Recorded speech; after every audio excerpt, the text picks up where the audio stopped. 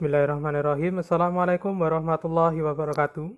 Bertemu lagi di pembelajaran matematika peminatan. Kita lanjutkan materi kita, sambungan dari materi kemarin, yaitu cara menghitung atau menentukan nilai limit suatu fungsi. Kemarin kalian sudah mempelajari mengenai konsep limit dan sifat-sifatnya. Sekarang kita akan membahas mengenai cara menghitung limit, ya. Cara menghitung limit. Perhatikan di LKS halaman 112, di situ ada cara atau rumus dalam mencari suatu limit. Ya, limit di sini limit fungsi, ditulis, masih ingat ya, limit x mendekati c untuk fx. Cara yang pertama itu limit dan cara langsungnya itu sama, atau ini bisa diterjemahkan sebagai cara langsung. Ya, cara langsung itu sama dengan menghitung fungsi biasa. Kalian cukup memasukkan x-nya, misalkan limit x mendekati 2 untuk 2x kuadrat min 1. Misalkan begini. Cukup kalian masukkan 2 ke dalam x-nya.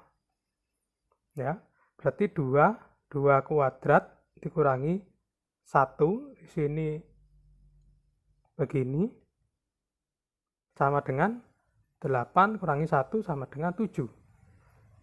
Begini, ini langkah atau cara menghitung limit yang paling sederhana, yaitu dengan cara memasukkan pendekatannya ini ke dalam x-nya langsung, sama halnya dengan menghitung fungsi biasa. Ya, ini cara yang pertama. Jadi misalkan untuk yang B juga sama, misalkan untuk x mendekati min 1, x kuadrat plus 1 per x min 1 itu sama. Jika hasilnya di sini, ya, angka biasa, misalkan 7, min 1, atau akar 2, akar 3, atau yang lain, ya, akar 13, atau akar berapapun, itu masih bisa dikatakan betul kalau hasilnya itu sebuah angka yang normal. Tetapi kalau nanti hasil yang kalian hitung melalui cara pertama ini menghasilkan nilai misalkan 0 per 0, ya, atau suatu angka, ya, misalkan 6 per 0, ini, ya, misalkan kalian bertemu atau hasilnya salah satu dari ini, atau misalkan kalian bertemu akar dari minus berapapun lah, pokoknya hasil di dalam akar itu minus, ya. Kalau kalian menemukan salah satu dari 3 hasil seperti ini, itu kalian tidak bisa menggunakan cara yang tadi. Intinya cara yang ini itu tidak berlaku, begitu. Atau bisa dikatakan caranya kurang tepat untuk menghitung nilai limit. Fenomena yang seperti ini bisa kalian lihat di materi kemarin, ya, yaitu fungsi ini, fungsi x kuadrat min 9 dan per x min 3, ini kalau kita hitung langsung menghasilkan nilai 0 per 0, ya.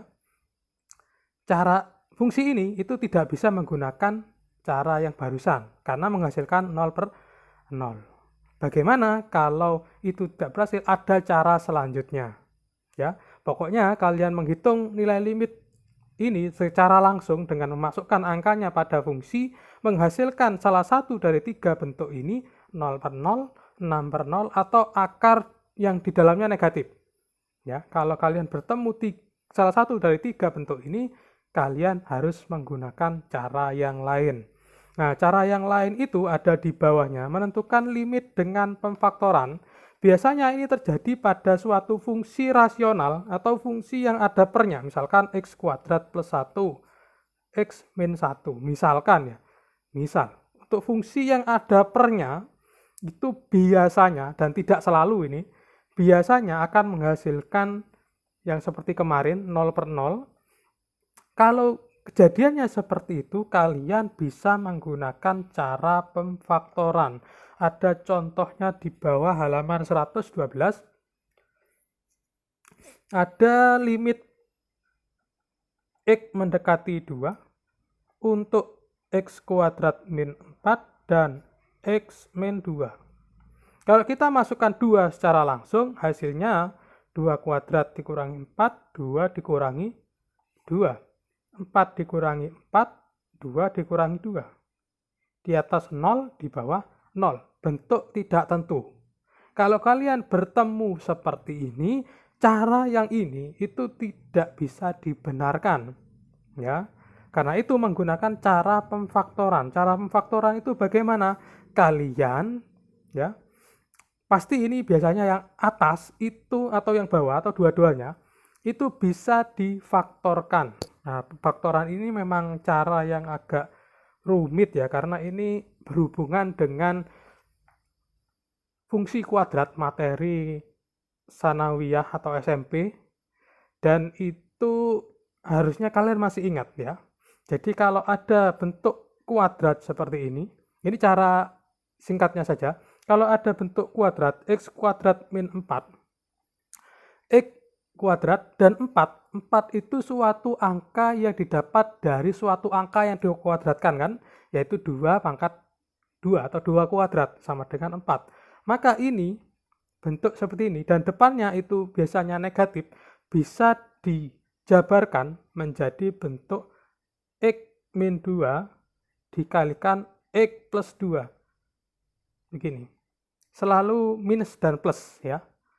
Ya, kalau ada x kuadrat dan satu angka yang bisa dikuadratkan, itu biasanya bisa dijabarkan menjadi x min 2 dan x plus 4. Pokoknya yang satu minus, yang satunya plus. Kalau tidak percaya, kita hitung lagi. X dikali x kuadrat. Ya. X dikali 2, 2x. Min 2x, min 2 dikali x, min 2x. Min 2 dikalikan 2, itu min 4. Berarti x kuadrat plus 2 dikurangi 2, 0. X-nya hilang, tinggal min 4. Sama. Karena itu kalau kalian bertemu angka kuadrat, ya, x kuadrat, dan suatu angka yang bisa diakar atau hasil dari pengkuadratan angka lain, maka bisa dijabarkan seperti ini. Ya, ketika sudah dijabarkan, ya, x kuadrat min 4 tadi adalah x min 2 dan x plus 2. Di bawahnya tadi per x min 2. Ya.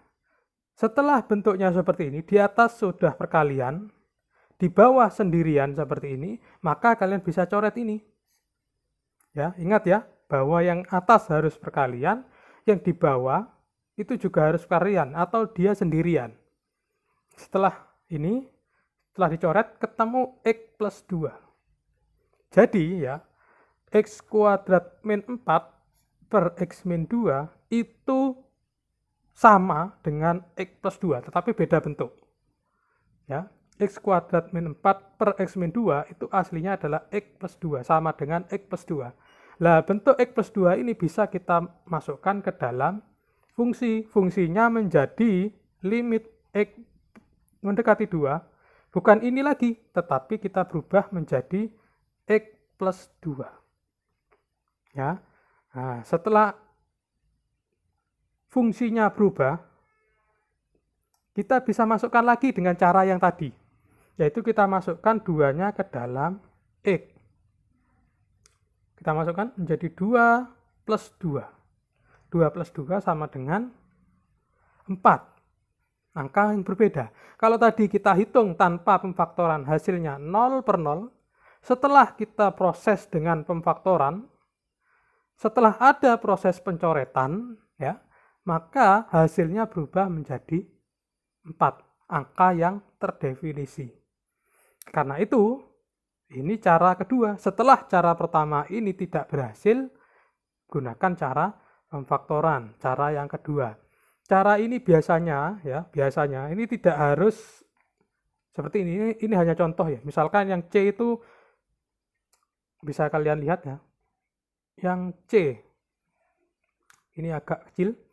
X kuadrat min 7x plus 10 dan x kuadrat min 25. Dua-duanya, baik yang bawah maupun yang atas, bisa difaktorkan. Ya, setelah bisa difaktorkan, cari yang sama. Di sini ada x min 5, di atas ada x min 5.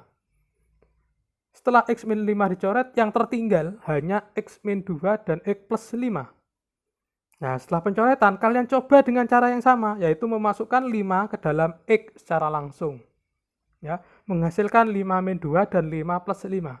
Hasilnya adalah 3 per 10. Ya, cara ini adalah cara yang sama dengan tetapi bedanya yang di atas bisa difaktorkan, yang di bawah juga bisa difaktorkan. Baik, saya akan bahas contoh lain ya. Contohnya ada di halaman 113 atas, ada latihan 7.2 yang nomor 1. Nomor 1 dulu kita coba. Nilai dari limit X mendekati 2 dari 2X plus 4 per 4X min 5. Hati-hati kalau ada bentuk perperan seperti ini.